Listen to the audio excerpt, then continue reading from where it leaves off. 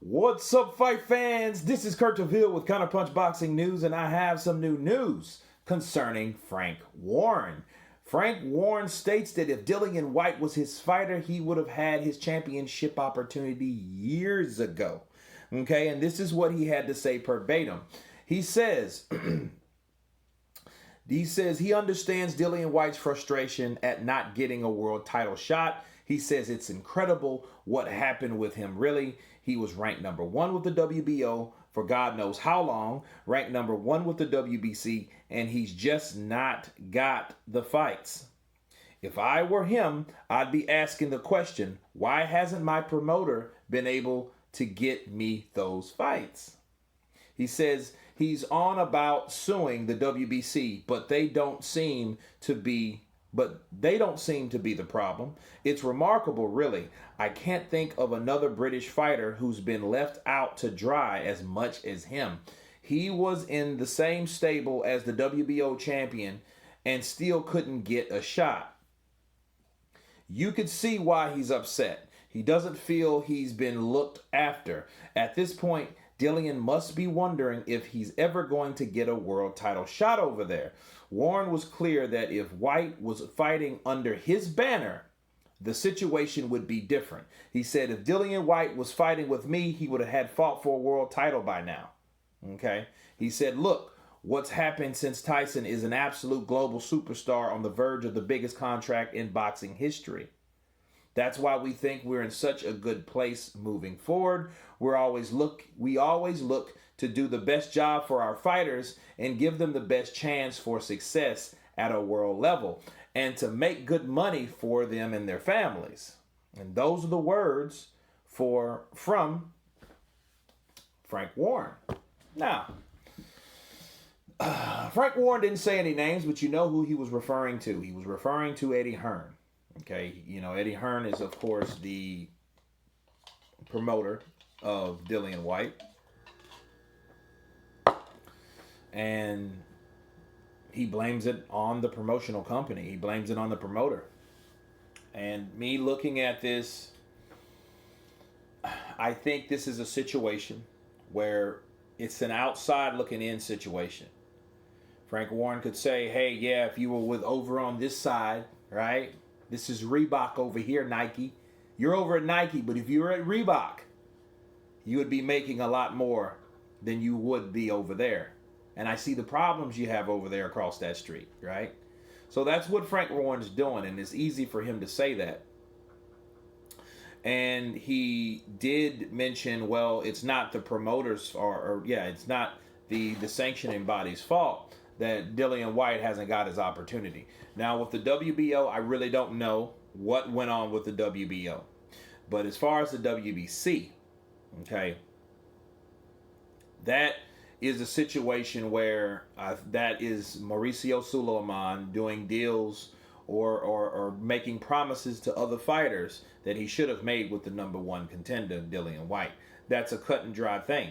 I think that Mauricio had some other business that he had to clear up with somebody else and promise somebody else something, and that's exactly what he did. Okay? And that's that. So that's Mauricio's fault with the WBC. That's why he's taking legal action against the WBC. Because if it was Eddie Hearn, it would have been Eddie Hearn that he would have, been able to sue or leave, right? But it wasn't. So I don't know why he should blame Eddie Hearn for his fighter not getting the opportunity. Now, there is some truth, though, okay? And let me explain why.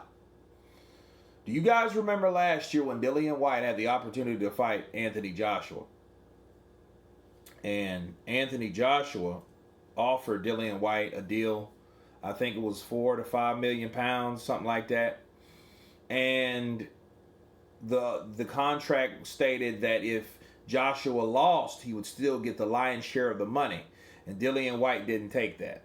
Okay? Now, I think Eddie should have intervened with Anthony Joshua, but went more for, hey, How about giving him this instead of that? I think he should have done that, because at the end of the day, since it benefited Andy Ruiz, right, that he wasn't with or signed with DAZN. Okay, because if he was signed with DAZN, he had to accept the money that he had in the first contract. But being with Al Heyman, he ended up getting more money. So that was a good thing, being with the outside promoter. Whereas Dillian Whyte, if he would have knocked out Anthony Joshua, Anthony Joshua would have got still more money than Dillian Whyte.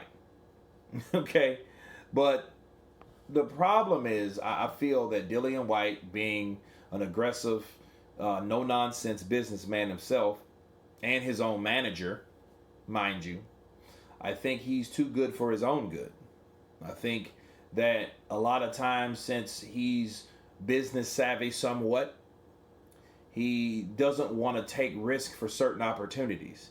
See, what Frank Warren is saying, hey, he would have had a title shot by now, but the truth of the matter is, people, Dillian Whyte already got an opportunity. Okay? He got an opportunity to fight Anthony Joshua. He reneged. Okay? And then this was before Ortiz. This was before Ruiz. Okay? I believe this was before Jarrell Miller. So it was Dillian Whyte, then Jarrell Miller, then Ortiz, then Ruiz. Okay? And I think it went in that order. So it's not the fact that he hasn't had an opportunity. It's just when the opportunity presented itself to him, he didn't like the package that it came in. Okay, and that was the opportunity. The championship opportunity was in that package. He didn't like the way it was wrapped, people. So again, that's Frank Warren throwing shade at his rival promotional company. Like, hey, look at Tyson Fury.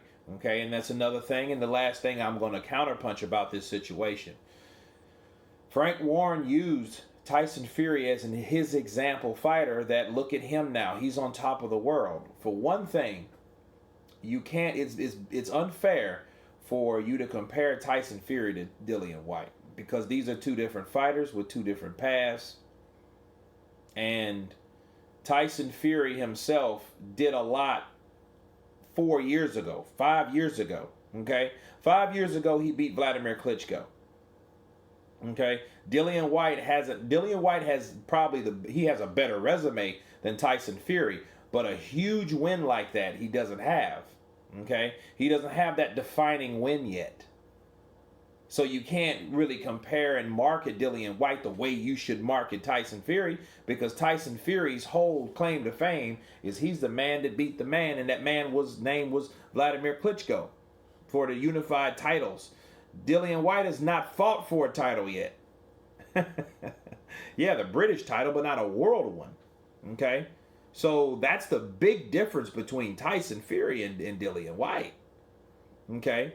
So yeah, he has Tyson Fury, but understand something, people. Frank Warren co-promotes Tyson Fury. Okay?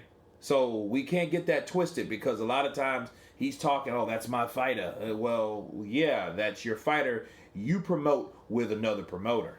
You ain't getting that full check. You getting half of that, or whatever that split is from Frank Warren. Okay, so it's one of those things, I think,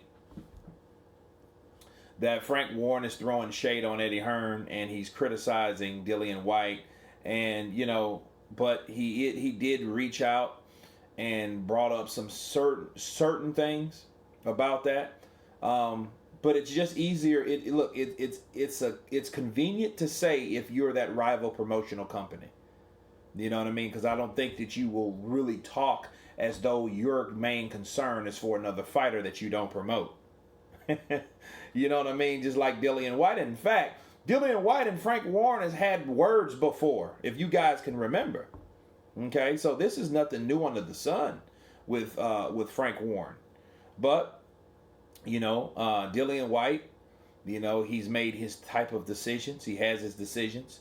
You guys tell me what you think about Frank Warren's comments. Of course, please subscribe. And you guys been Counterpunched. Peace.